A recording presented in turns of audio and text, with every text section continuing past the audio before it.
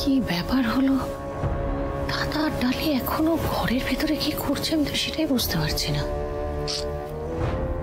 ওরা ঘর থেকে না বেরোলে আমি তো ঢুকে ফোনটাও আনতে পারছি না। না, আমাকে কিছু একটা ব্যবস্থা করতে হবে, এখানে অপেক্ষা করতে হবে। ওরা যেই ঘর থেকে বেরিয়ে যাবে কোনো একটা ছুতোয় ঘরে ঢুকে ফোনটা নিয়ে চলে যেতে হবে, হাতে একদম সময় নেই।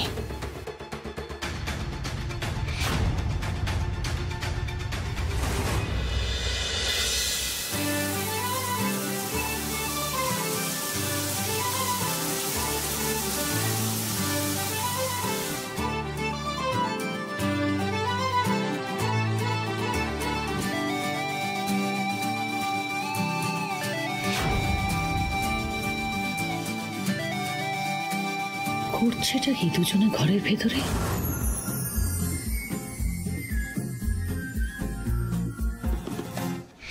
না, এখন কিছুতেই ফোনটা নেওয়া যাবে না, বরং পরেই আসতে হবে, ট্রাই করতে হবে পরে।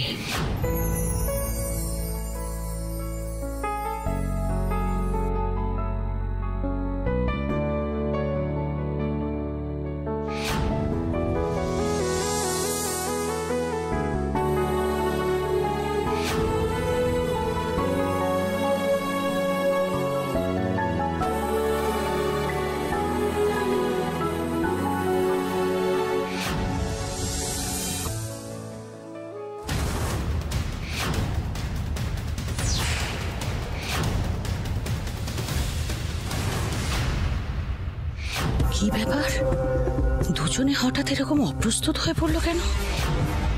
স্বামী স্ত্রী হয়ে ওদের মাঝে এত দূরত্ব কিসের? আপনি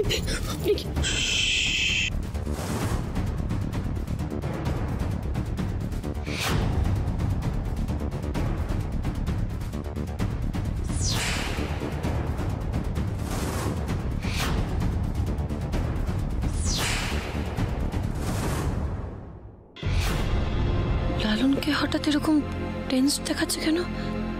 কি হলো?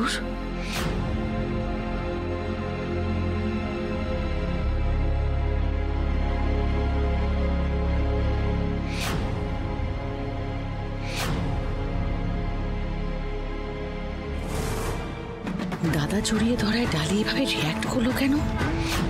যেন মনে হলো কোনো পরপুরুষ ওর কাছে এসেছে। আর দাদাই বা হঠাৎ করে মুখটা চেপে ধরলো কেন? রক্তিম কি করছেন বলুন তো? ছাড়ুন আমায়, নিচে যেতে হবে তো, ছাড়ুন। আর একটু পরে গেলে হয় না? একটু নিজে বুকে কাছে পেতে পারি না? কেউ দেখে ফেললে কি বলবে বলুন তো? ছাড়ুন না। কেউ দেখবে না, কেউ কিছু বলবে না। এতদিন পর আপনাকে এত কাছে পেয়েছি, আর তো ছাড়বো না।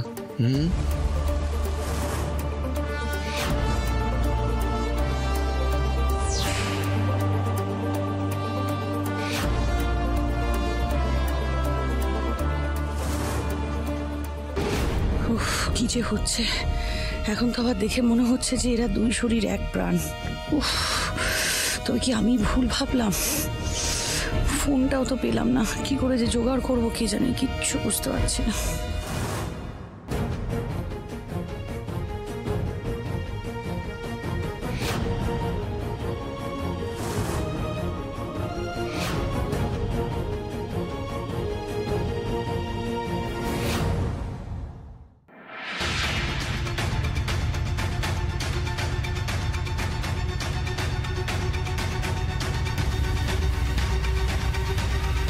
ও চলে গেছে, চলে গেছে।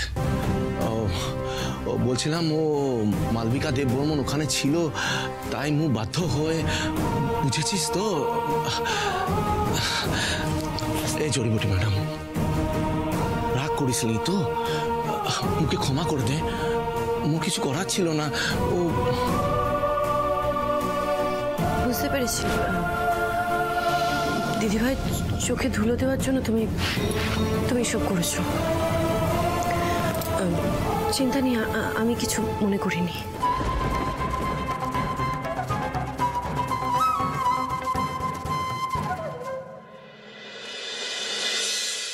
এ কাকি, এ তুই কি করছিস? তুই কিছু না বলে কয়ে এমনি ব্যাগ গুছিয়ে চলে যাবি? এটা কখনো হতে পারে না। এই মিষ্টি মিষ্টি একটা কাম কর, তুই এই ব্যাগ ভিতরে গিয়ে রেখে আয়। রেখে আয় বলছি। কাকি কোথাও যাবে না। কাকি কি বলছো? এটা হয় না বাবা, এটা হয় না। ও মাসি, বলছি তুমি হুট করে যাওয়ার জন্য এরকম ব্যস্ত হয়ে যাচ্ছ। আচ্ছা, তোমার কি কোনো অসুবিধা হচ্ছে বলো তুমি?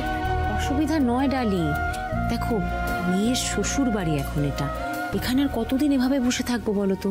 আর তাছাড়া গ্রামে দিদি পুরো গ্রামের দায়িত্ব, বাড়ির দায়িত্ব একা সামলাচ্ছে, বেচারি পেরে উঠছে না। এই দেখো না, সোহিনীর বিয়েতেই তো আসতে পারলো না। এবার তো আমার যেতে হয় না, যাওয়াটা তো উচিত বলো? অন্তত দোলটা কাটিয়ে গেলে হতো না? না রে মা, দোলে তো গ্রামে এত বড় করে পুজো হয়, ওই পুজোর দায়িত্ব দিদি কখনো একা সামলাতে পারে?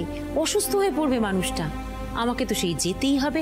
তাই না, তবে গেলে তুমি বাসে করে যাবে না, আমাদের গাড়ি করে যাবে। না না, তার কোনো দরকার নেই ঋষভ। দেখো, আমার মেয়ের বড়লোক বাড়িতে বিয়ে হয়েছে বলে কি আমার এতদিনের স্বভাব পাল্টে যাবে? আরে আমি তো বাসে চড়েই অভ্যস্ত, আমি ঠিক যেতে পারবো বাসে।